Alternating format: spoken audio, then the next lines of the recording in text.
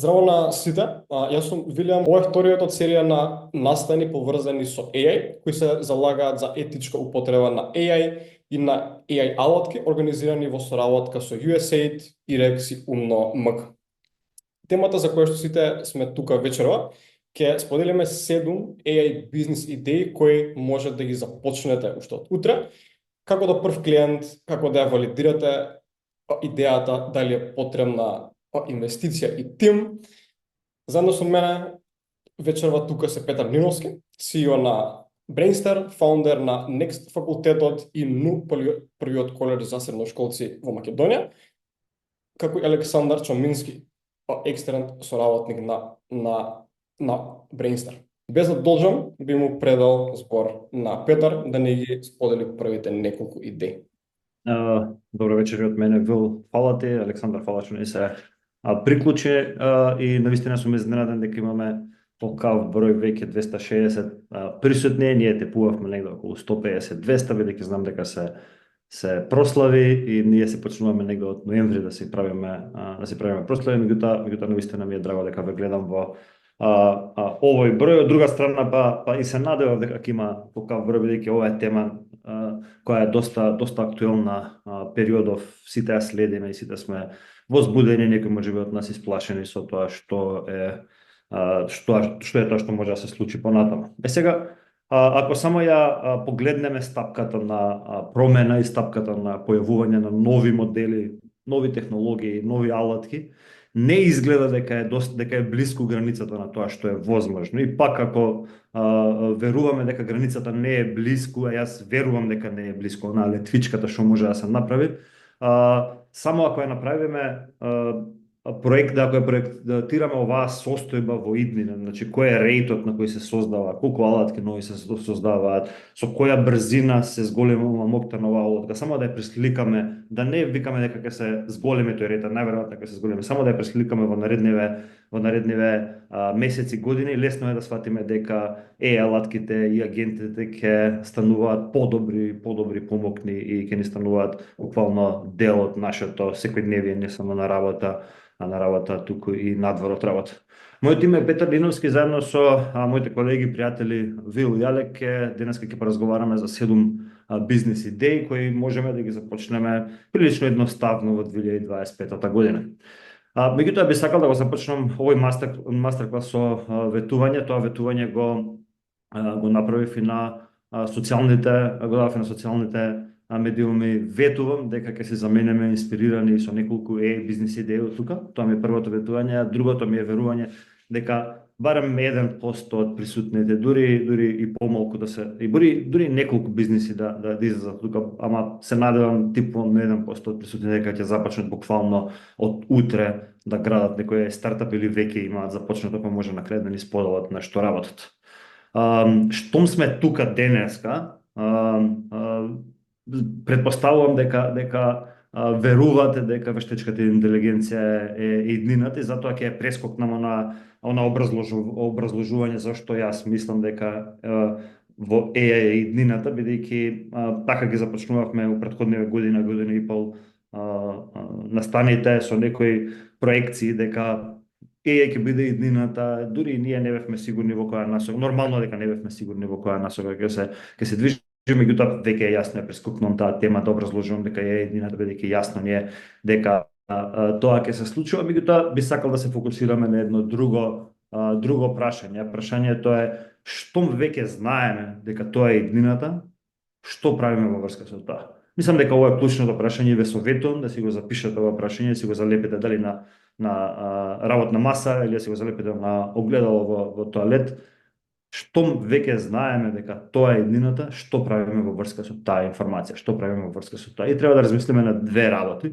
Првата работа е доколку сакаме да започнеме бизнис, во која насока ќе се движиме. Тоа е првата работа на која треба да размислуваме, штом веќе сме свесни дека во тоа е иднината. А втората работа е што ќе се случува во иднина поврзано со работните позиции. Сега, бидејќи темата денеска е за бизнес идеја, само многу накратко ќе се осврнам на работните позиции, вештините и така натаму, со неколку работи кои ние можеме да ги видиме, да ги забележиме. Ваква тема, чисто да знаете, правевме пред некое време, сега мислам дека треба да се понови која е иднината на работните позиции, иднината, кои се вештините што ќе се бараат во иднина, меѓутоа тоа ќе го ставиме за некој друг настан. Денеска само да покриеме неколку работи. Мислам дека мотивирачки ќе делуваат. Прва работа. Знаете зошто не треба да бидеме исплашени, туку да бидеме можеби срекни? Затоа што сите моментално сме на ground zero, на ground нула. Што значи ова? Нема многу луѓе околу нас кои имаат неколку години искуство на оваа тема. Немаме луѓе околу нас кои имаат 5 години искуство од користење на AI алатки, бидејќи најдобрите, најважните, назначените алатки се тука со нас само некое време. Сега, кога сме свесни за тоа, треба да бидеме свесни дека сите горе-долу имаме неколку месеци искуство во ова. Буквално сме на нула. Дури и за 5 години ќе поменат. Ке дојде 2030 година, ќе се вратиме на назад и ќе си речеме се уште е на почеток. Меѓутоа, што би се случило доколку наместо да чекаме 5 години да почнеме да работиме на себе или да работиме на некој AI бизнис уште од сега. Тоа е првата работа. Втора работа е дека факт е дека голем дел од работните позиции веќе ќе бидат непотребни.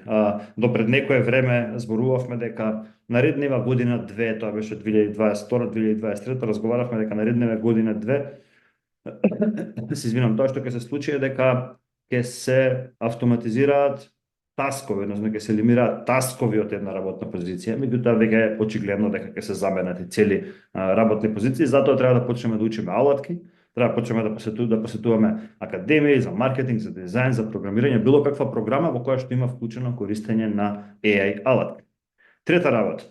Ова е многу важно и ова пробувам ја да го испреговарам, него го разговарам со луѓе од факултетите, од формалното образование, дека мора да почнат да ги прават реакредитација на програмите на секоја година, бидејќи по закон е дозволен максимум дозволено 5 години до следната реакредитација.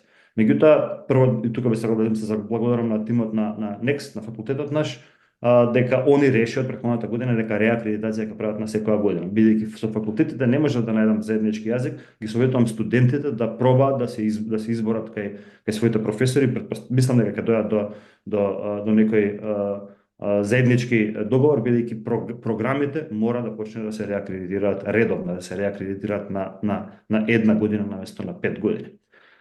Четврта работа, нели се во животот си има предности и недостатоци, меѓутоа ја навистина не можеме да видам недостаток ако сега почнеме да учиме некаква било каква AI вештина. Можеме да се пробаме, можеме да почнеме да учиме на интернет, можеме да видиме кои ни се интереси, што е тоа што кои алатки, да направиме ретроспектива кои се тие алатки кои нели потрошеното време на овие алатки ни представува задоволство и да се фокусираме после тоа во таа насока.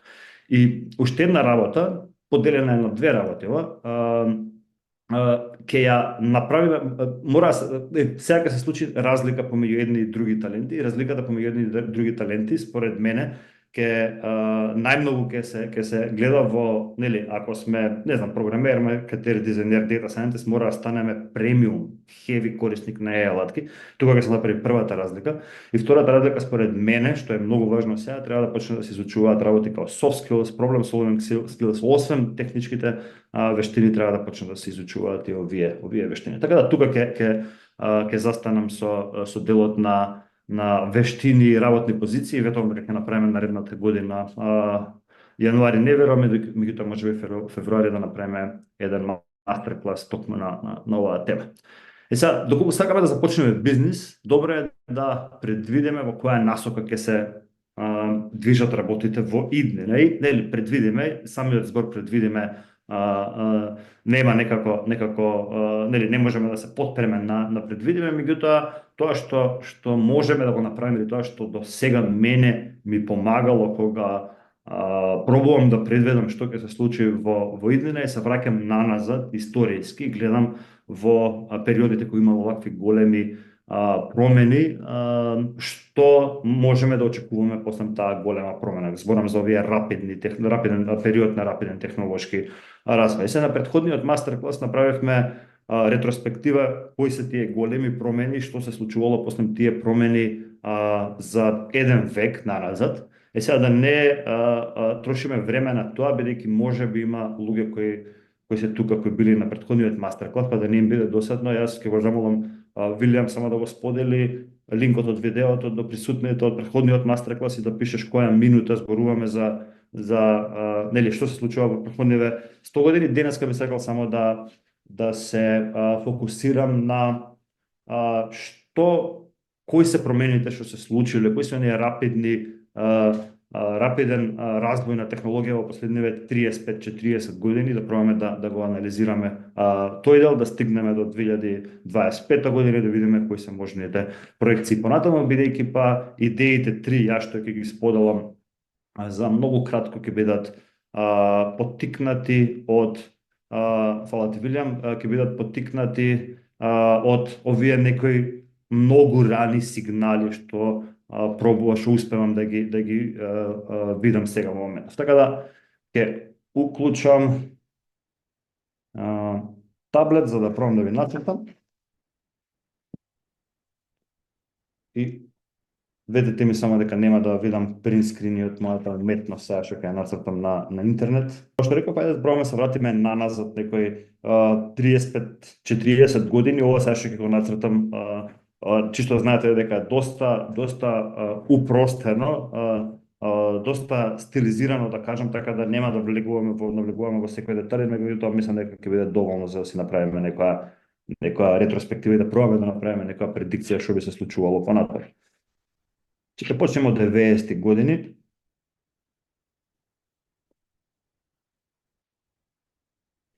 ...2020, 25 и понатаму.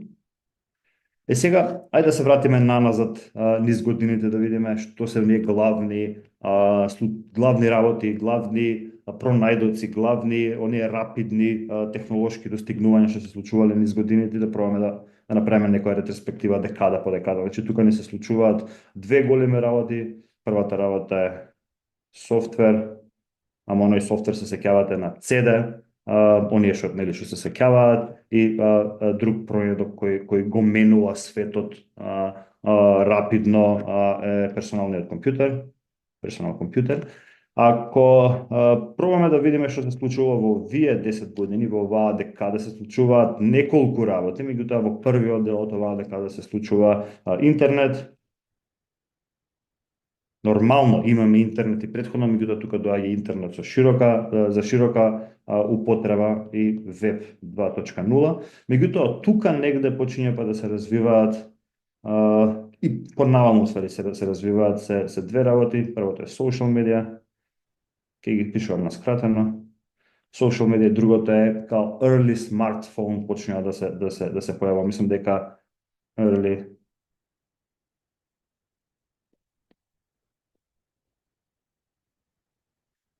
мислам дека првиот е Apple, тоест не мислам, знам дека првиот е Apple и мислам дека се појавува негде во 2007 година. Меѓутоа овие години навака почиња да се појавува mobile first. Ми текнува на еден настан кој го организиравме во 2012 или 2013 година. Настанот се викаше Mobile First и на настанот викнавме луѓе кои и направивме проекција, јаве дел од луѓето кои направија таа проекција, дека до 2020 година сигурни сме дека повише од 50% од юзерите ќе доаѓаат од мобилен телефон и дека треба да се спремаме за таа ера. Стигна дека наредната година повеќе од 50% почнаа да користат интернет од мобилен. Сега сме скоро сме над 90%. И тука се случува друга работа, раст на социјалните медиуми, social media. Нешто што се случува овие години и од малце порано е една интересна работа, cloud computing.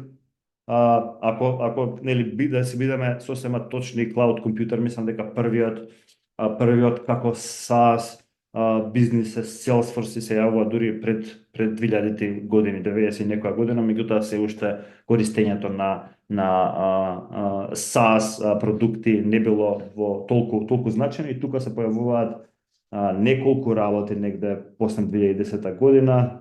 Првата работа е раст на IT аутсорс услугите и тоа се јавува поради една потреба, односно дигитална трансформација, почнуваат да се појавуваат алатки кои може да им помогнат на нели компаниите да направат да подобрат процеси, да автоматизираат процеси, да подобрат работењето и се појавува уште една работа, се појавуваат SaaS компании. Сега е 2025 година, има неколку проекции кои можам од тука да ги направам, па ќе видиме колку се тие проекции точни за година две, меѓутоа зашто го нацртав ова, за да ви кажам дека после секоја ваква голема промена ние сме го предвидувале крајот на светот, крајот на работните позиции, ако ви текнува 2000-те години, па почнува со Excel и такви алатки широко да се користат, па сметководители дигаат штрајк, меѓутоа тие сметководители се стануваат. Точно е дека има помалку сметководители од пред 3 децении, меѓутоа од друга страна па се појавуваат нови работни позиции као дејта аналитичари и така натаму и така натаму. Меѓутоа според мене, после секоја голема ваква трансформација било различно, меѓутоа било подобро, нормално како луѓе не сакаме промени, не сакаме големи промени, не сакаме промени кога ние не сме спремни да направиме таа промена која доаѓа од надвор, кога никој не прашува за таа промена, меѓутоа треба да сватиме дека немаме избор сега во моментов и треба да, штом веќе знаеме дека иднината е во вештачката интелигенција, треба да размислиме што треба да направиме за да може таа предикција да биде во наша корист. И сега според мене како да го направам, малку да го намалам, да видам дали ќе му успее.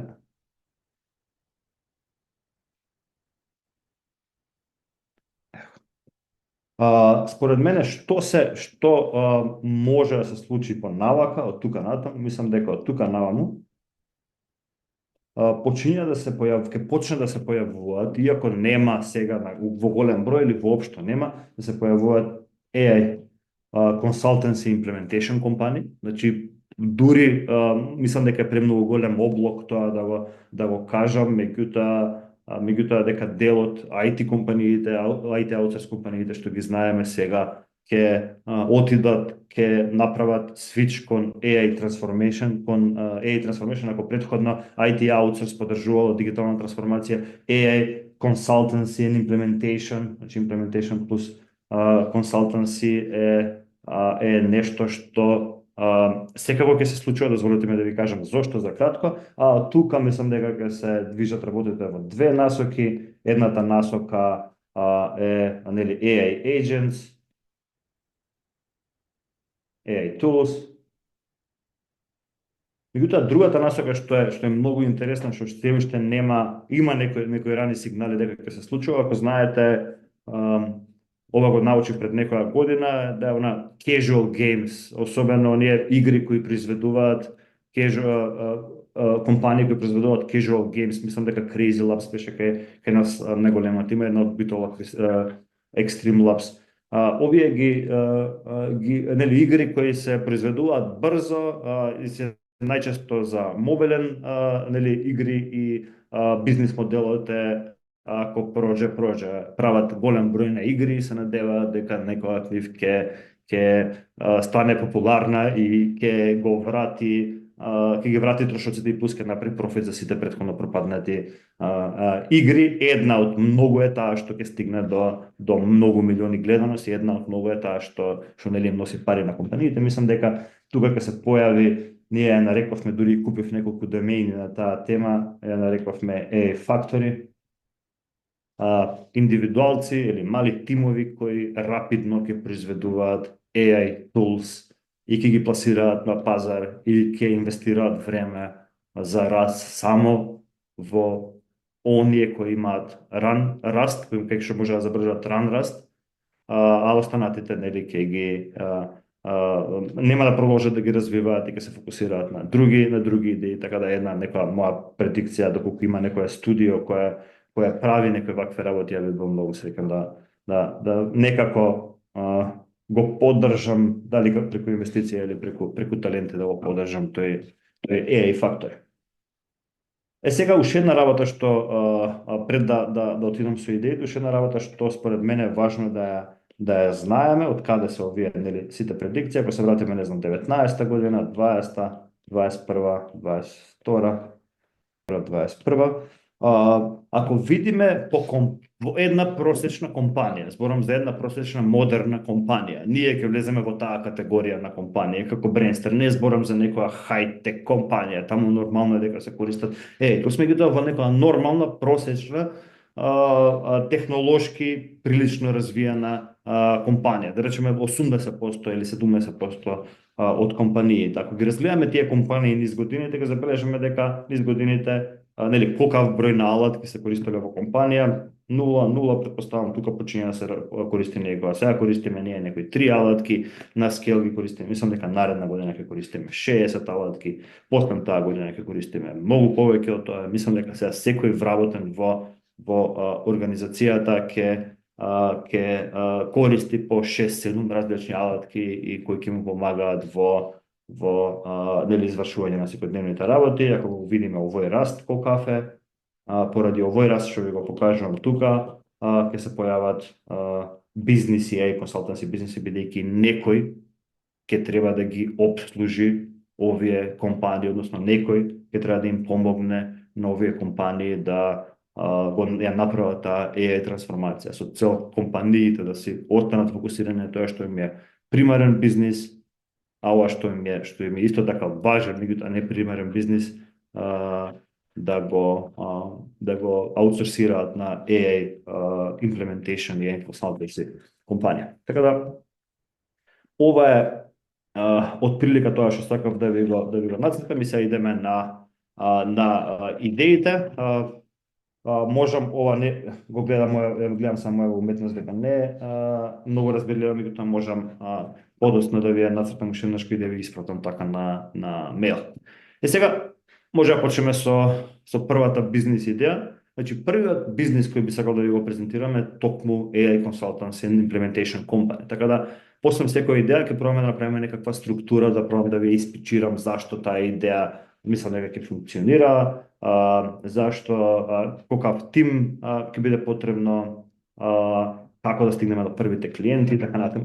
Така да пичот за ова AI Consultancy and Implementation Company, дали со зголемување на бројот на достапни AI алатки и AI агенти, ќе се зголеми користењето на овие алатки во компаниите за автоматизирање на процеси, за автоматизирање на таскови, за целосно заменување на одредени работни позиции. Од тука ќе се појави потреба за нов сервис, а тоа е на сервисот што го збориме AI Consultancy и за имплементација.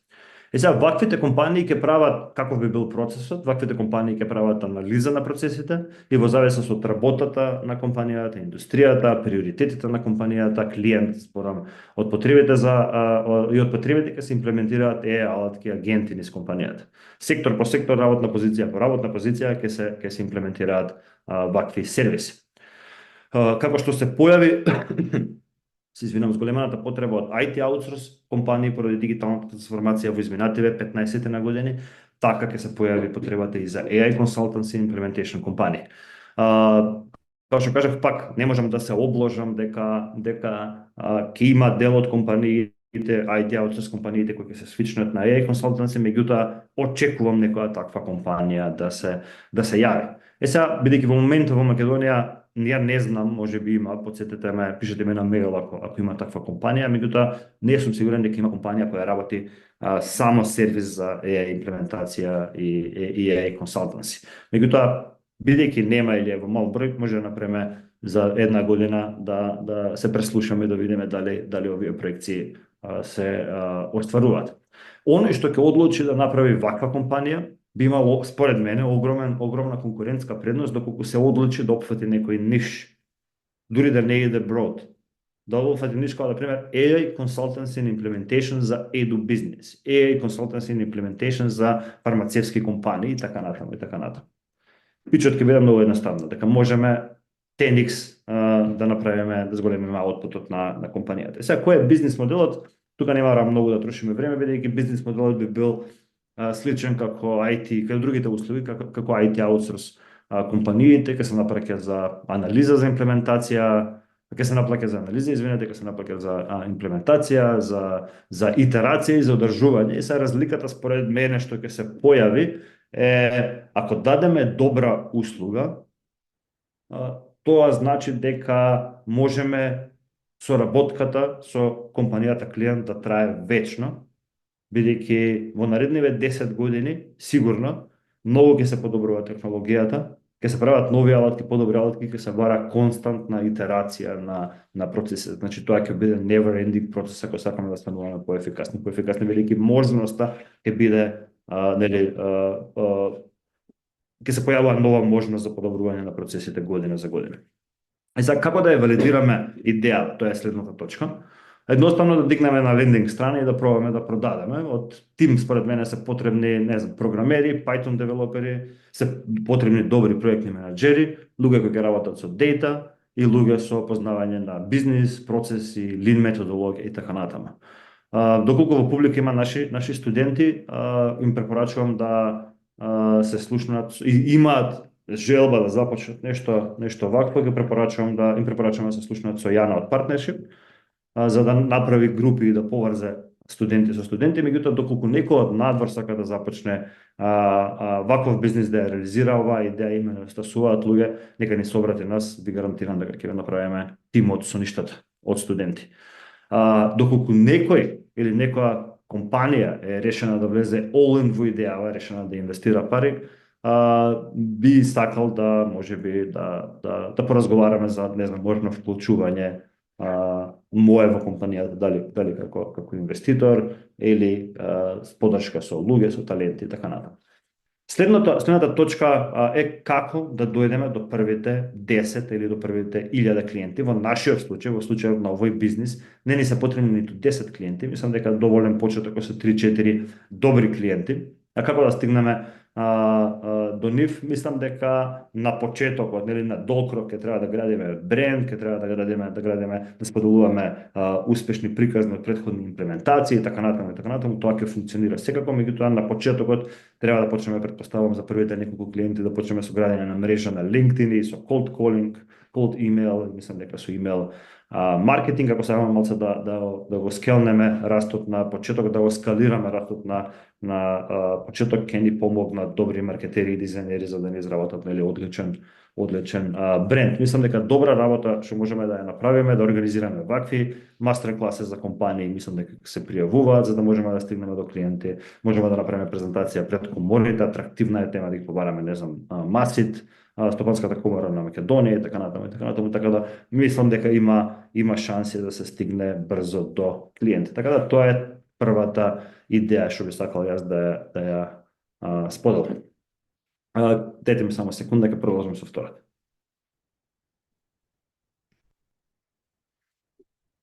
Океј, втората идеја што би сакал да на крај можеме да ги коментираме, на крај можеме да збориме малце повеќе, на крај ако некој заинтересира нека ни пише на мејл, па ова што го зборевме ќе го напишеме некако убаво и ќе ви спратиме.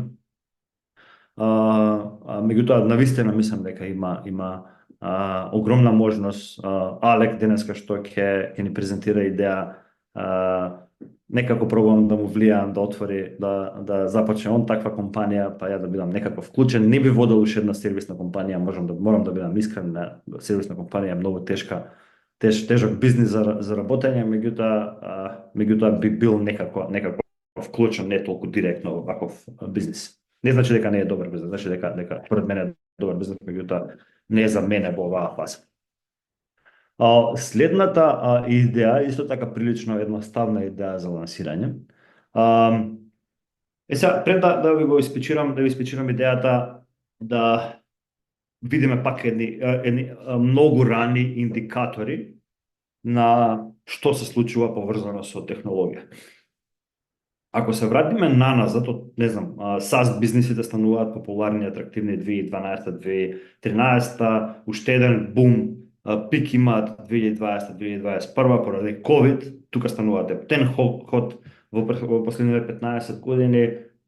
Има една бројка што вели дека повеќе од 50 или можеби беше повеќе од 60% од VC парите на venture capitalist се инвестираат во SaaS, се инвестира во SaaS бизнеси. И ако има една бројка, не знам како да ја провериме точната бројка, меѓутоа има една бројка која вика дека има 30.000 активни SaaS бизнеси.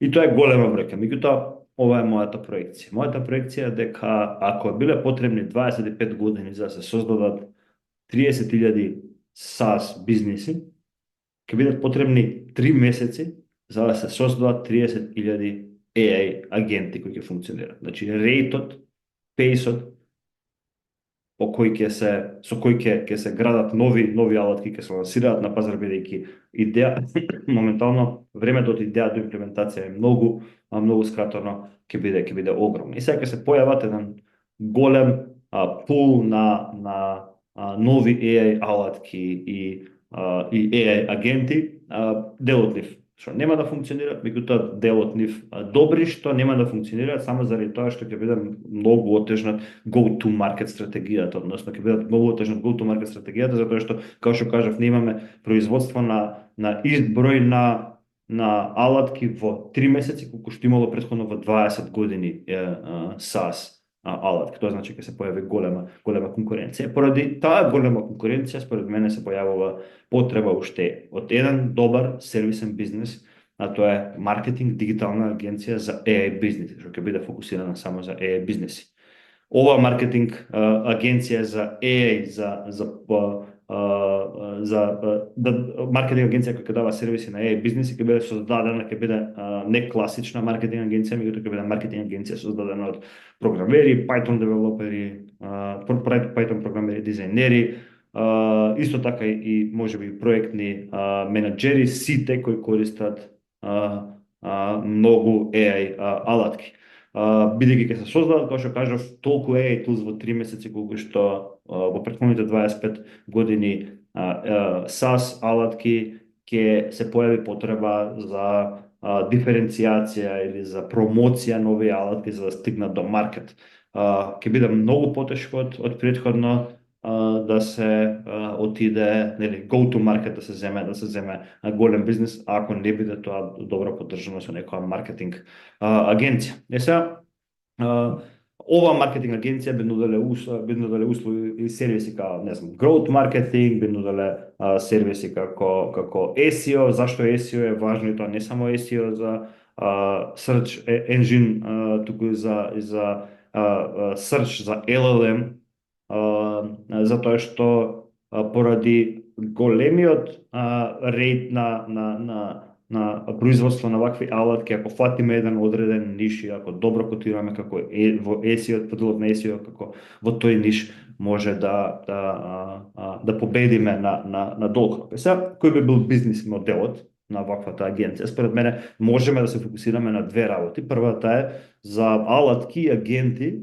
значи за компании кои не изгледа дека се топ-ноч компании, не ви изгледа дека ќе направат огромен успех, имаат добар продукт, имаат добар сервис, меѓутоа не се издвојува толку од останатите, нема нешто уникатно во него. За овие бизнеси понуделе класичен сервис, нели, за да си платат за сервис. Меѓутоа бизнес моделот 2 според мене може да биде, претпоставувам, овој за мене, за луѓе како што сакаат поголем ризик да преземат, ја поише би се насочил кон овој бизнес модел, тоа е да биде дел, нели, парт equity, парт да наплатиш за услугите, односно да понудиш на компаниите да земеш некој equity, дополнително да си платиш за трошоците, да се чекаш и да се надеваш дека у некој од тие бизнеси во кои си земал equity на еден начин си инвестирал, ќе доживеат голем успех во иднина.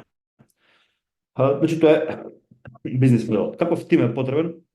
Може да започнеш буквално со неколку маркетери, дизајнери, програмери. Единствен услов би било да земеш луѓе кои ќе имаат силно користење, ќе користат многу AI алатки во овој момент. Инвестиција реално не е ни потреба, со една обична лендинг страна, со една неколку недели поминати во размислување на кои би биле бизнис понудите, која би била go to market стратегијата, мислам дека лесно може да се лансира, доколку нормално пак и тука доколку се потребни таленти можеме со задоволство, таа услуга не ја наплаќаме, да ве поврзаме со талентирани студенти кај нас и да ви помогнат да го изградите тоа што сакате да го направите. И за како да стигнеме до првите 10 клиенти, да направиме неколку, најверојатно првите 10 буквално или првите 2-3 клиенти ќе бидат директно на LinkedIn, меѓутоа на долг треба да градиме SEO, да градиме добар нетворк во овие кругови, во круговите на AI креатори и така натаму и така натаму. И сега ќе ви кажам и третата идеја, третата бизнес идеја. Ова бизнес идеја ми е интересна приказна, ќе ви споделам и таа приказна, и бидејќи е бизнес идеја која можеби нема да функционира, бидејќи откривме нешто, а затоа на крај ќе ви должам уште една бонус идеја. Така, меѓутоа сакам да ви ја кажам бидејќи во претходниве неколку недели бевме јас заедно со Алек и со уште неколку луѓе фокусирани на да ја развиеме ова идеја. Значи, бидејќи ќе се појавуваат многу вакви алатки, ќе се појавуваат консалтинг компании, ќе се појавуваат работни позиции кои бараат AI вештини и така натаму, логично е дека треба за сите овие работи, за сите овие алатки дом. Ќе треба некој агрегатор кој ќе може да ги прими сите овие бизниси на едно место за да бидат лесно searchable, да бидат лесно пребарувани, да може лесно да се пребаруваат од крајните корисници. И името на бизнисот, дури почнавме да градиме и бренд, да ви го напишам.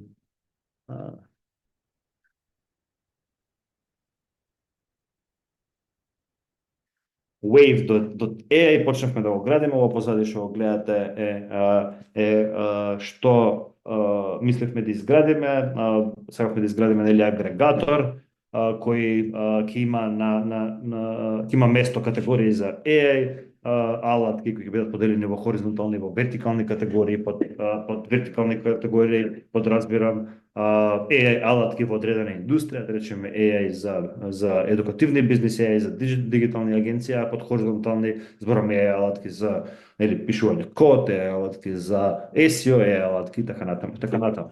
Дополнително освен тоа ќе има AI jobs категории, значи овие горе што ги гледате, тука има различни категории на AI jobs, AI consultancy firm, AI newsletters, AI news, AI deals, алатки кои би се давале на добар попуст. Ова беше идејата, ја презавравме од AppSumo. Почнавме да ја градиме, почнавме да правиме бизнис план и оваа неделата тргнав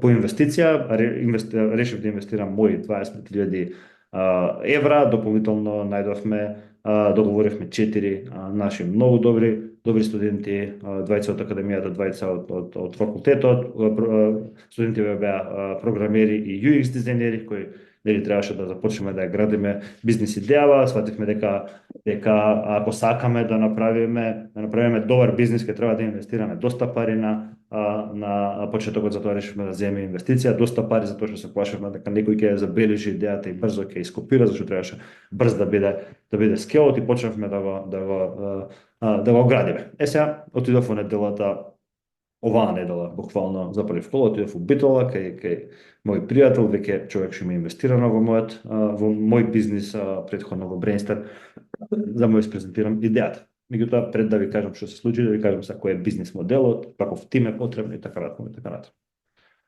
Бизнис моделот би бил едноставен, прилично едноставен. Значи, најголем бизнис според мене би било од афилијет со работки со алатките, за да афилијет со алатки, ако ги најдат тука, ако ги кликнат одреден период, имаш процент отребање, меѓутоа исто така и спонзорства, претплати за AI jobs, различни други претплати, така натаму и прилично мал тим беше потребно. Значи, тим од програмери и дизајнери, од прилика со четворица, ќе можеш овој тул да се изработи добро за 2 месеци.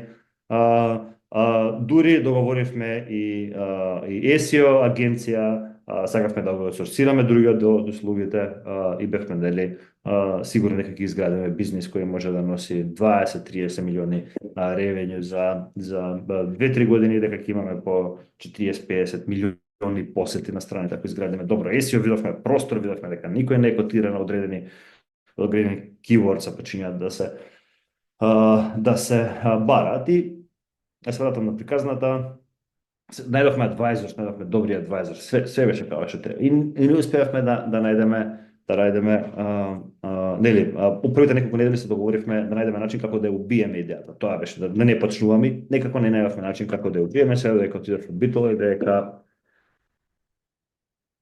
додека овој што инвеститор што ви го кажуваме ќе ве споделам на линк на мејл линкот ми покажува таква алатка што феноменално изгледа, со многу добар UX со преку 40 милиони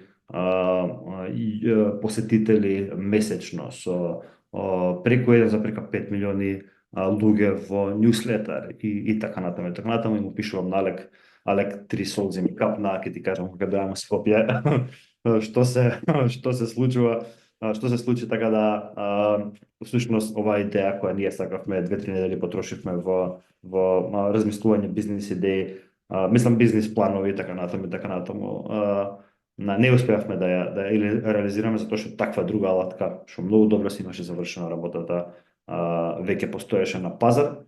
И уште тоа што е да биде уште потажна работа, сите проекти што ги направивме беа многу блиски до тоа што реално што се случува, така да тоа е последната алатка, меѓутоа ова не се важи, до сега имате само 2 бизнис идеи, ќе им оставам малце да се одморам место сега на Алек и на Вилијам, па ја ќе се вратам на крај со уште 2 мои идеи. Фала. Ти, Петар, ќе преземам јас од тука. Одам директно на идеја број 4. Прво, која е идејата и кој е проблемот? Идејата е алатка за микро до medium size контент креатори кој им помага при соработка со брендови. Project name или прво име кое што го дадов на ова алатка е collabpilot.ai. На оние кои што ќе им се допадне идејата, слободен ви е доменот. Да почнам со проблемот. Од една страна се зголемува бројот на контент креатори и од друга страна се зголемува процентот од маркетинг буџетот кој компаниите го насочуваат кон соработка со креатори. Сега за да се поврзат овие две страни, најчесто брендови ги контактираат креаторите, некогаш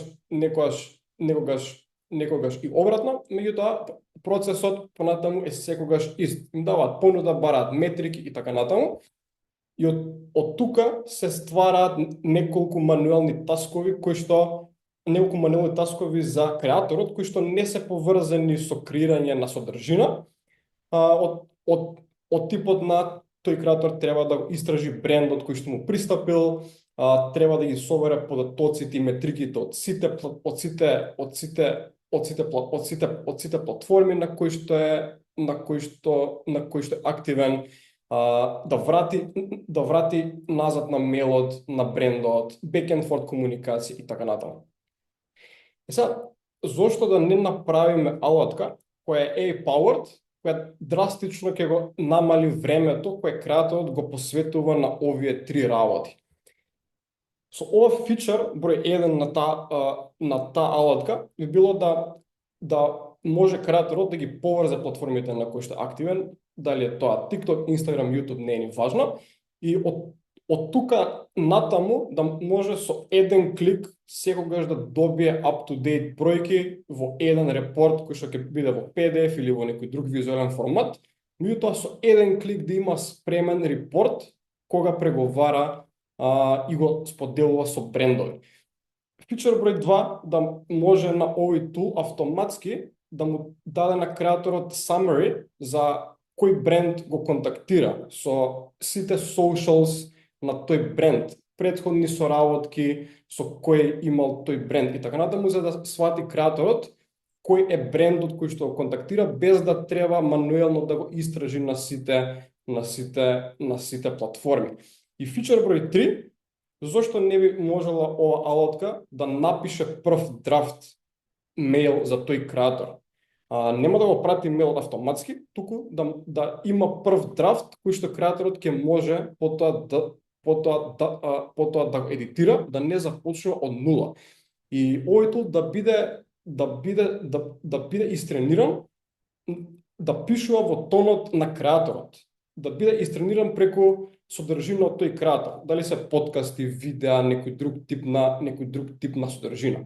И ако направите мал ресерч за ова, ќе сватите дека постојат алатки кои што прават некои од овие фичерс. Меѓутоа, не се наменети кон контент креатори и не им помагаат во процесот на соработка со брендови. Туку се или social media platforms кои што се за маркетери и даваат дашбордс и аналитика, или е имейл алатка која што е само за имейл и прави драфтови, или е некоја друга алатка која што не е поврзана со потребите на контент креатори.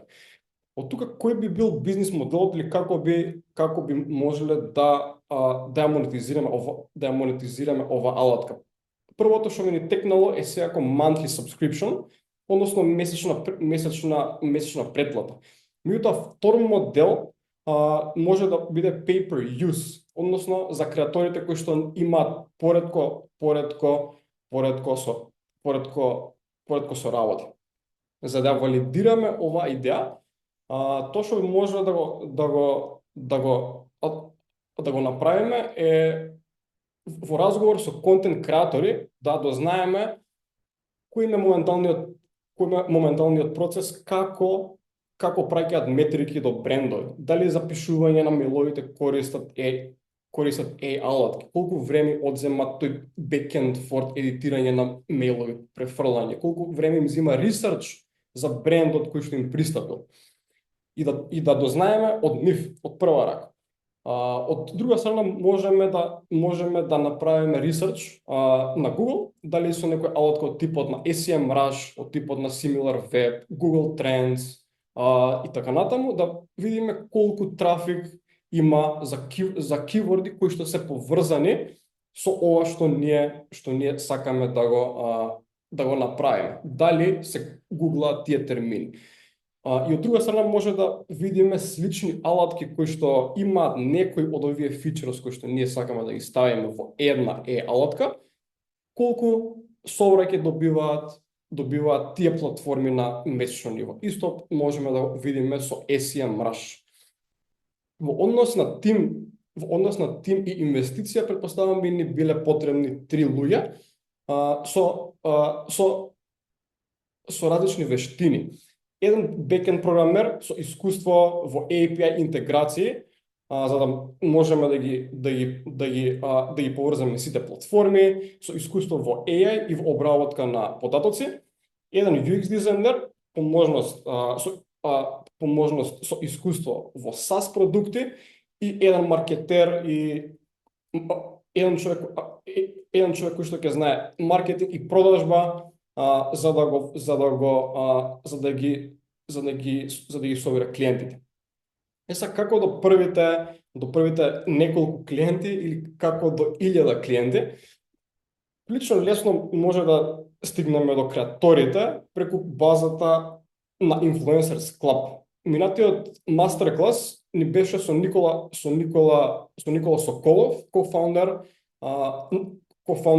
на Influencers Club. Ви пуштив линки во чат, може да го видите тој настан. Меѓутоа преку нивната база на креатори можеме да кажеме сакаме да стигнеме само до креатори со одреден број на following, од одредени земји, од одредени ниши, и само на тие креатори да им пристапиме преку мейл. Дали ќе биде тоа со некој фремиум за самата алатка, за првите креатори, во замена за фидбек. Од таму можеме да направиме партнерство со креатори, каде што ќе креираат UGC содржина која што ќе биде ревју од самата алатка за другите креатори да видат како Collab Pilot може драстично да им го олесни процесот на соработка со брендови. На подолг рок можеме да направиме можеме да направиме реферал програма слична на Dropbox. Креаторот да добива неколку кредити на алатката, дали за репорт, дали за summary, дали за кој да е фичер, и тој што ќе биде рефери да добие исто така некој плюс бенефит. Можеме да присуствуваме на настани за креатори, на конференции, така натаму, можеме да направиме комјунити за микро и mid-sized креатори, каде што може да се поврзат да учат едни од други за pricing, outreach и така натаму. Со овие неколку работи претпоставам ние доволно за првите клиенти. А како заклучок, со ова алатка им овозможуваме на контент креаторите да го посветат времето на креирање на содржина наместо на собирање податоци, ресерч за брендови и имейл комуникација back and forth. Ќе завршам со два цитати кои што мене ме инспирира додека правев ресерч процесов. Едниот од Чарли Мангер и вика take a simple idea and take it seriously. И вториот цитат е од Сам Алтман, што вика could this be huge if it worked. Така што тука ќе завршам и ќе му предадам на Алек. Гледам доста прашања на интерап, така што нема да одземам поише време. Фала ви. Алек, повели. Супер, фала ти, Вил. Фала ти, Петар, уште еднаш на покана да бидам на дел од овој мастер-клас. Темава е според мене spot on и као што кажа уште на почетокот да успееме да мотивираме 1% од сите присутни да решат да направат нешто поврзано со AI, сме успеале. Така да, на кратко од моје гледиште, пораката денес може и не е да земете една од идеите што ги збориме денес. Пораката денес, според мене, да доловиме малце повеќе на сите присутни колку технологијата у суштина е се повеќе достапна до нас и да кажам, размислете кои работи од вашето секојдневие може да се автоматизираат, истражете како може да се направи тоа, разговарајте со таргет публиките, да видите стварно дали е тоа проблем за кој што луѓе би платиле, и ако одговорот ти е да, go for it.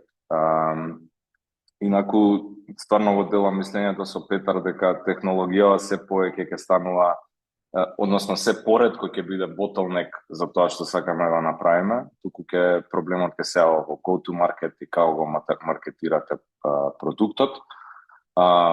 Исто така, каков ќе биде pricing моделот е многу битно. Според мене се помалце поретки ќе бидат SaaS бизнисите со годишни subscriptions од 100-200 илјади евра, значи цените ќе се намалуваат. И да не ве давам толку, да предам на главното, ќе се фокусирам на двете идеи кои што се можеби малце и поедноставни од овие што ги споделија Вил и Петар. Број number. Идеја број 1 е алатка за декодирање на нутритивни вредности и состав во исхрана и персонализирана диетална подршка. Ова е проблем голем во светот, кој што можеби ние не го гледаме, меѓутоа владите на глобално ниво работат на тоа како да ги натераат луѓето да се хранат поздраво со цел да го олабават товарот врз здравствените системи. И сега тргнувајќи од себе и моите најблиски, сите се трудиме дома да се храниме здраво, ќе ме пратат во маркет и ќе ми кажат земи нешто здраво благо и јас заглавувам по 1 сат да ги читам етикетиве на производите и да пробам да дешифрирам што сето тоа значи. Не знам, разни хемиски имења или проценти или состојки, сега доаѓам до хидрогенизирано растително масло и сега чекај, ова растително здраво е, ама ова хидрогенизирано здраво ли беше? И у суштина се враќам дома и пак сум сгрешил. Така да, моја прва идеја доаѓа од тука, значи со помош на AI алатка да можам да донесам информирана одлука за тоа што купувам, или гледајте го као некој мој шопинг асистент.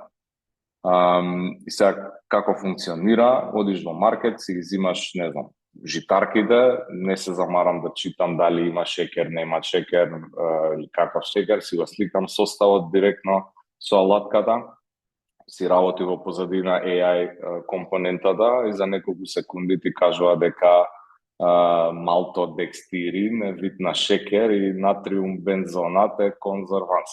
И на еден начин ти ја проценува здравствената вредност на производот и предлага најбитното, предлага поздрави алтернативи веднаш во апликацијата. И уште појако ти вика, нели, овој бренд е многу поздрав од ова што го гледаш и ако го купиш сега онлайн имаш 10 или 15% попуст, му викаш фала, го нарачуваш со next day delivery и не знам, ти дава и рецепти што да направиш со тој производ. Или како да се чувствуваш, да кажам, подобро во балансирана диета, во кој период од денот да бееш тој производ и така натаму и така натаму. Така да дополнително може да се направи момент кај што нели корисникот ќе си внесува иницијални лични метрики, тежина, крвна група, алергии, не знам, све што влијае на ова. Па нели доколку испраќа и оброци, што јаде човекот у суштина или юзерот, да AI-то да анализира некоја нутритивна содржина и да води евиденција на тоа што јадете. Од аспект на бизнис модел, нели главно е од кај ќе правите пари. Основниот бизнис модел за мене би го оставил да биде фримиум, барем на почетокот, за да основно скенирање на етикети и нутритивни информации да биде бесплатно, со цел да привлечете голема корисничка база на почеток. Сега премиум функциите, нели, персонализирани рецепти, долгорочно следење на храна, анализа, можеби интеграција со фитнес тракери, тие да бидат по некоја претплата.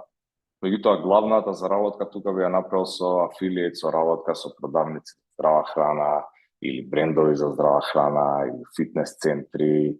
Со секој купен производ буквално од алатката вие си зимате некој процент. Како да валидирате идејата? Мора да проверите, така да јас тргнав од себе, меѓутоа препорачувам да направите едноставно истражување на пазарот, онлайн анкети, ангажирајте се малце поише во заедници за здравје и здрава храна, разговарајте со пријатели или во фитнес центарот во кај што идете, да вежбате со рандом луѓе, направете си elevator pitch и разговарајте, не знам, поканете ги да ви бидат тестери на прва верзија, дајте им, не знам, бесплатен lifetime пристап на некои зверки у индустрија за здрава храна, затоа што тие рани информации што ќе ги добиете на почеток може да ви ја убијат идејата. Така да многу е битно уште на почеток да имате фидбек. Кога станува збор за инвестиција, ја мислам со многу мал буџет може да започнете со некој MVP, кога викам мал буџет, не знам, 5000 евра и да почнете да градите база на корисници. Дефинитивно би користел, не знам, LLMs за генерирање на податоците, меѓутоа и некои AI агенти за изработка на апликацијата број 1, меѓутоа за генерирање, исто така и за генерирање на дизајни, содржина, автоматизација на социјални медиуми и така натаму. Значи не ви треба голем тим, ако паметно ја обмислите ова апликација. Според мене со двајца идеално едниот да има фат за технологија, другиот да биде малце повеќе кон продажба, мислам дека може да направите сериозен MVP. До раните корисници ќе се најдат во таа заедница на здрава храна. Значи, можеби, не знам, може и некои групи на мајки или нели, сите се грижат за тоа што им јадат децата, што јадеме дома или не знам, кидате у кафана кај што седат татковци и барат начин како полесно си ја завршат работата. Така да не ги подценувајте групите за социјалните медиуми. Топло препорачувам соработка со локални инфлуенсери за првична промоција. Тоа е вака број 1 идеја од моја страна и број 2 идеја би кажал AI алатка за користење на UGC реклами, односно User Generated Content реклами. Не знам колку сте имали искуство да испраќате производ на некој инфлуенсер да го промовира, да промовира даден производ, физички производ, но во мојот случај беше прилично скапо и доста сложено логистички, не знам, потпишуваш договор, па сега човеков се снима, се снима како го презентира продуктот, па ти му даваш фидбек, па се преснимува, па нешто не ти се свиѓа, па ти си дал веќе, се договориле за 500-600 евра, па сега ти вика ако сакаш уште една верзија, уште 100-200 евра и така даље и така даље. На кратко, одзема многу време и ресурси што малите бизнеси не секогаш ги имаат. И сега замислете, наместо тоа, овие бизнеси да можат да се креираат таа UGC type содржина, користејќи виртуелни аватари со помош на AI. Например, да ви дам пример, имате компанија продава, не знам, мене ме утепаа со реклами за некој оние блендери, нешто си го блендираш сокот on the spot, ставаш овоше и кај да идеш го блендаш сокот.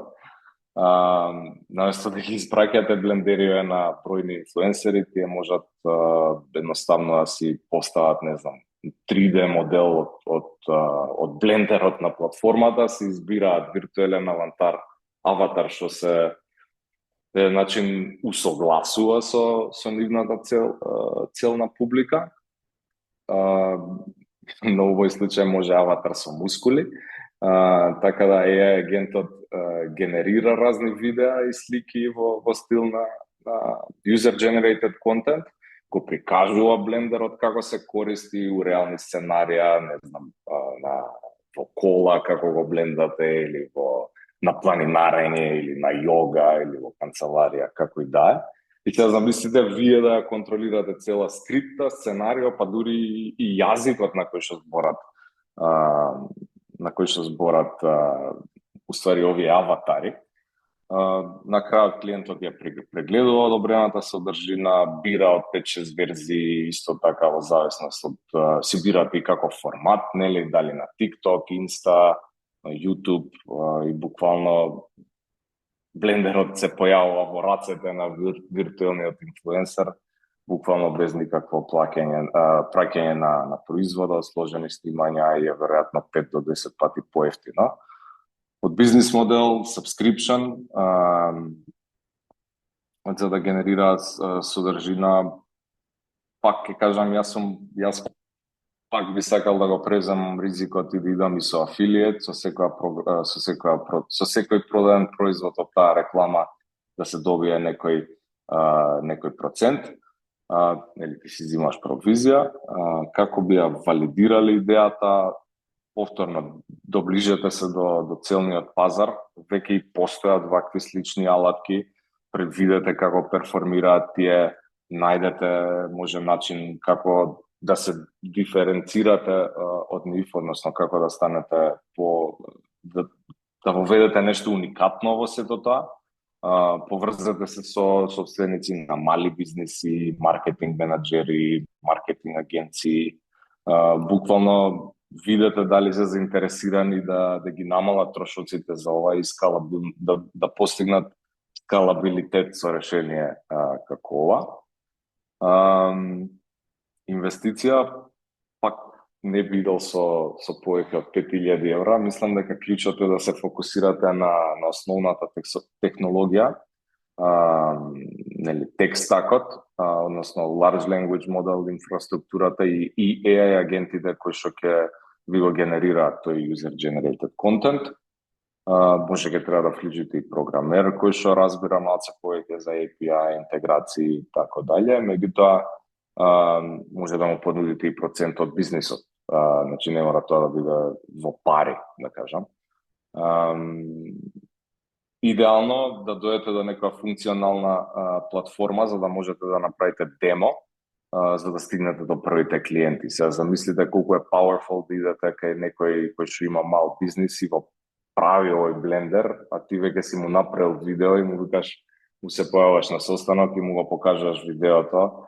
и да му кажеш дека може да го направи ова колку сака за, не знам, 30 евра. Така да, мислам дека да стигнете до тоа демо, ќе ви помогне многу лесно да дојдете до првите клиенти. Може да се направат партнерства со маркетинг агенции, така да. Тука би застанал, знам дека сме овертайм. Ако имате идеја или ако сакате да разговараме за некоја идеја помалку формално од ова, слободно пишете ми на LinkedIn, може да лесно ќе ме најдете. Фала Сега ти. тука би му предал на Петар, мислам дека ви должи уште една-две идеи. Фала ти, Александар. Сега ви кажам една идеја многу лесна за имплементација. Почнав од претходната година, веќе имам инвестирано околу 18.000 евра во таа идеја, ќе инвестирам уште 50 наредната година. Бидејќи знаеме дека е the next big thing, така веќе е the next big thing, не е тоа што следи, ова не е класичен бизнис и може да се нарече дека не е ни бизнис, меѓутоа може да донесе пари. Во минатото се правеле на овој начин пари, значи да купувате .ai домени. Значи, ова може би биде буквално како хоби, да си отварате, да си запишувате во текот на денот идеи за домени што ќе ви текнат, отворете GoDaddy или било која платформа, проверувате и правите од време на време по некој шопинг, можете, не знам, од 30 до $100. Дали може да валидираме? Мислам дека не постои шанса, меѓутоа јас и вие претпоставувам можете со некој месечен буџет да си одвојувате за да почнете да купувате по некоја идеја. Може да ви кажам еден пример во Македонија, го знам човекот од многу одамна купуваше домени, еден од се вика Jordan и еден од домените што го купи е jordan.com. И го има продадено за многу малце пари, за 100.000 евра, ама го има купено Nike, баш со Джорданки, жива вистина, од Македонија, не од Скопје, човеков, така да Jordan.com си го продал на Jordan.com доменот, иако според мене цената што имаше да не многу пониска отколку што можеше да ја продае. Така да ова е, мислам дека не е некоја идеја која има сигурен ауткам, меѓутоа од друга страна па инвестицијата не мора да биде голема. Буквално нека рачунете како инвестиција. Тоа е едната идеја што е многу лесна за имплементирање. Втората, тука завршуваме ова на кратко, ќе ја испрезентирам. Тоа што ви го кажав и на почетокот, како што има casual games, мислам дека ќе се појави потреба за casual AI agents, односно замислете го како неколку тимови.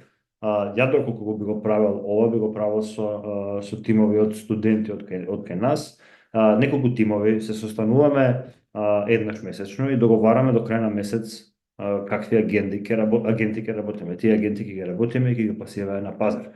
Се додека не добиеме некој хит, некој агент што почнува да се користи многу, само во тој случај всушност се фокусираме на тоа да почнеме да го развиваме понатаму. Според мене, можно е да се појави бизнис, да го наречеме AI agent промотори, значи промотори, фирма која ќе откупува во рана фаза или ќе презема во рана фаза вакви агенти, штом ги процени дека може да функционираат. Исто како со игрите, тие промотори би земале, претпоставувам, поголемиот дел од еквитито и би оставиле некој роялти дел на креаторот на агентот. Така да ова е нешто кое треба да го размислите. Вие не мора да правите операција од голем скел, можете да си правите еден викенд у месецот каде што ќе се соберете програмери и дизајнери и ќе си работите на какатони на некој ќе си произведувате AI алатки, ќе пробувате да ги пласирате. Важно е да ги пласирате со одреден пеј, значи со одредена фреквенција за да зголемиме шансата некој од тие агенти да успее. Така да тука ќе завршам со идеите. Имам уште 3-4 идеи кои може да ви ги споделам исто во наредните денови по мејл, на кратко, меѓутоа бидејќи останавме доста 15 минути повеќе од тоа што очекувавме, ќе оставиме на крај простор за прашање. Тоа што сакам да ви го да ви го кажам и мислам дека многу треба да внимаваме на следново, бидејќи нели знаеме дека со голем ред, со голема брзина и со голема фреквенција ќе се произведуваат вакви алатки. Треба да внимаваме, бидејќи моките на овие алатки е големи, треба да внимаваме да останеме на етичката страна. Ако сите го знаеме мотото, односно оние кои се во делот на кои работат технологија последниве години го знаат мотото на Facebook, Move Fast, Break Things, ви текна. Така да мислам дека кога работиме во полето на Move Fast може да остане во равенката, меѓутоа не смееме Move Fast без Be Responsible, така да ја би сменил малце ова изрека, односно ова мото Move Fast and Be Responsible. Ако сме се наоѓаме на страната на креатори на агенти, ако се наоѓаме па на страната на корисници на агенти, на корисници на AI tools, пак ова моките на овие алатки е голема, треба да бидеме сигурни дека сме на етичката страна, дека етички ги користиме овие алатки, внимаваме на работи во делот на дезинформации, знаеме дека веќе почнуваат да се јавуваат такви случаи, внимаваме на податоците на корисниците, внимаваме за тие алатки да бидат безбедни и така натаму. Така да биве заморил или би испратил порака штом веќе знаеме дека ќе се случуваат големи иновации во овој дел, бидете move fast, тоа нека остане, меѓутоа be responsible, да бидеме респонзивни дека го правиме овој дека користиме алатките. Така да тоа е од мене, Вил, повели. Фала ти, Петар, фала ти и Алек. Имаме доста прашања на Interrupt, додека правам шер на прашањата, ви го пуштам повторно квизот тука на Zoom за оние кои што сакате да си генерирате сертификат за присуство по завршување на настанот. Ќе ви оставам 30 на секунди и се префрламе на Interrupt. Имаме доста прашања, така што дел од нив ќе ги земеме и ќе ви ги пратиме на мејл во концизна форма. Имаме околу AI алатки и поврзано со дел од идеите. Веќе сме на 40 на 50%. Ако може само нешто да предложам, нели пак да се останеме да се одговориме 3 или 4, да дадеме одговор на 3 или 4 прашања, а на плюс 10 прашања што ќе дојдат утре во текот на денот да се состанеме јас ти Алек и да дадеме одговори на тие прашања и да ги испратиме по мејл. Мислам дека подобро ќе биде така, наместо да се задржуваме многу плюс време на мастер-класот. Скоро се согласувам, земаме 3 прашања и останете ви ги праќаме на мејл. Ке го затворам полот тука. Фала ви на сите. Скоро сме сите одговорени. Thank you. Ке направим шер на прашањата за да ги гледаме сите. Ке направиме еден рефреш ако нешто се сменило во меѓувреме со гласови. И ќе ставиме да одиме по најгласаните прашања. Удаваме нека секунда. Првото е од Олга, AI Trainer for Digital Marketing. Ова предпоставам идеја, ја најгласана. Ако сакаш, Олга, може да ни пишеш повеќе контекст за да спомнеме нешто поврзано со ова, дали сега, дали на мејл. Може ја тука само да се надоврзам. Значи во оваа насока може да се размислува, меѓутоа ја повеќе би размислувал во делот на нели како дел од одредена програма да биде супорт во одговарање на прашања што ги имаат студенти и така натаму. Така да мислам дека не е лоша ова идеја. Второто прашање ни е од Менче. Во врска со идеја број 4 за контент креатори, сметам дека тоа е одлична идеја. Дали сметаш дека е попаметна стратегија прво да се започне локално за креатори во наша територија или да го презентираме бизнисот на глобален план?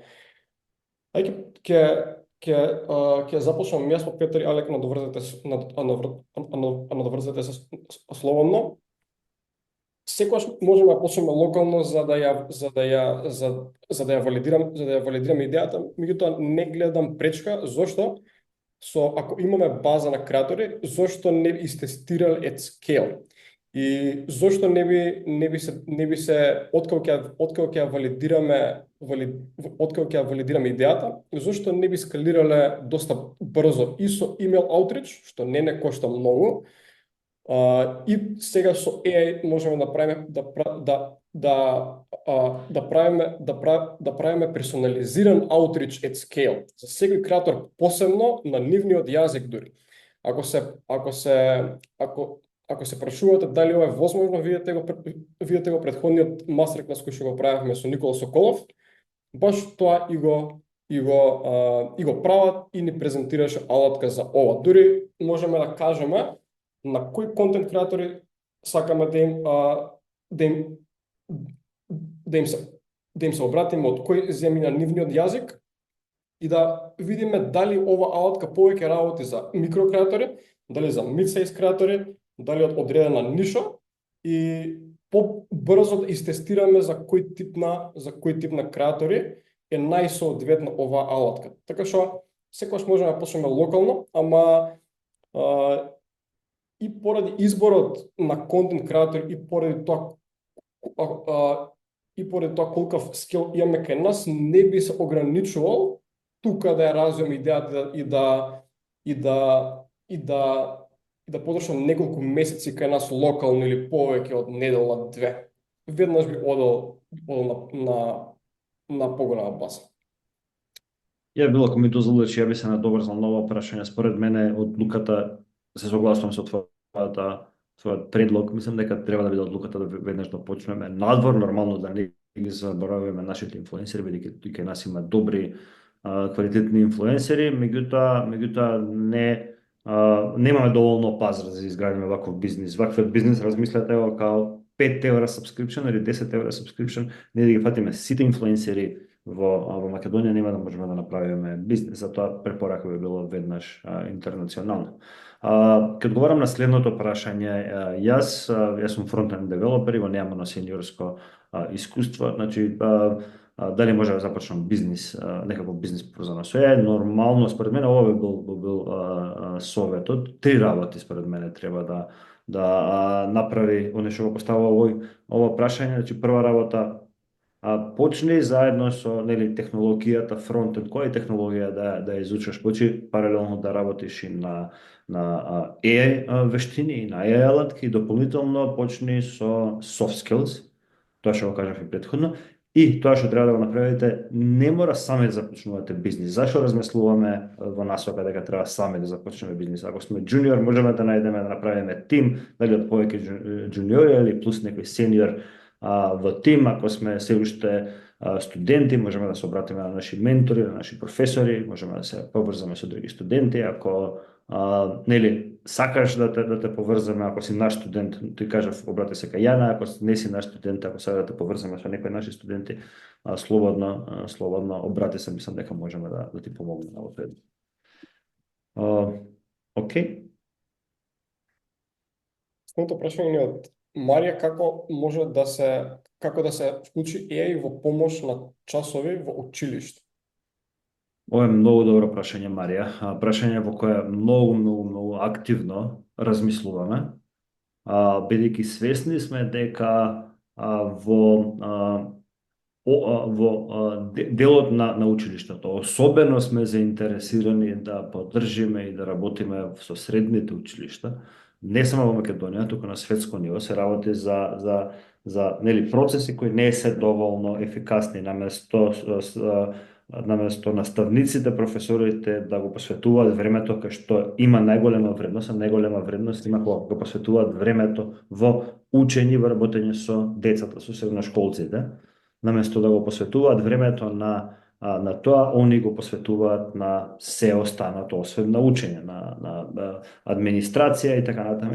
И затоа многу рана одлука, уште 2016-17 одлука наша беше да имаме интерен тим кој ќе работи технологија, со одличен CTO и со одличен тим кој постојано работи како наш сервис во Brainster, кој прави платформи, автоматизира процеси и оние што се наши студенти, претпоставувам и наши професори го имаат забележано тоа, буквално нема ништо што е мануелно во процесот, освен работата со студентите. Ако ние најдеме начин кај нас во Брейнстер и во другите факултети, на другите факултети и во средните училишта, ако најдеме начин како да им го тргнеме тој товар на наставниците за да се посветат на работа со децата, дека завршиме огромна работа. И затоа Наде мислам дека беше не, Марија, затоа Марија мислам дека треба да биде фокусот во тој дел. Кои се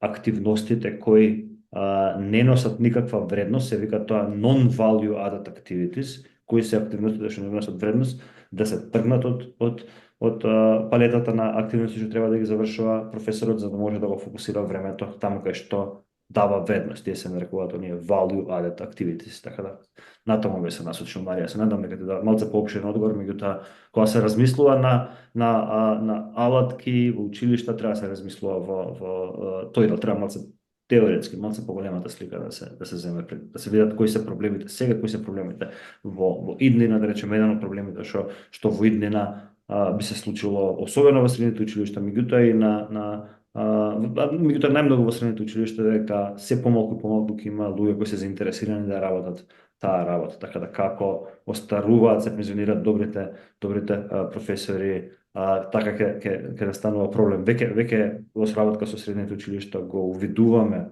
тој проблем, значи тој проблем ќе се зголемува во иднина. Дадов малку опширен одговор на оваа тема, меѓутоа е тема која ми е слаба точка и на која постојано размислувам. Имам уште доста прашања, меѓутоа како што се договоривме, останатите ќе ги одговориме на мејл. За сите кои што го решите квизот и сте на Интерапт, да знаете дека по завршување на мастеркласот, на истиот линк ќе ви се појави тука копче, каде што ќе може да си го превземете сертификатот и очекувајте мејл во текот на следните неколку дена со одговори од овие прашања и со неколку плюс ресурси. Ќе оставам простор на Алек и на Петар, ако имаат нешто плюс за крај. Тоа е тоа. Алек, повели? Немам ништо да додам, мислам дека све беше супер.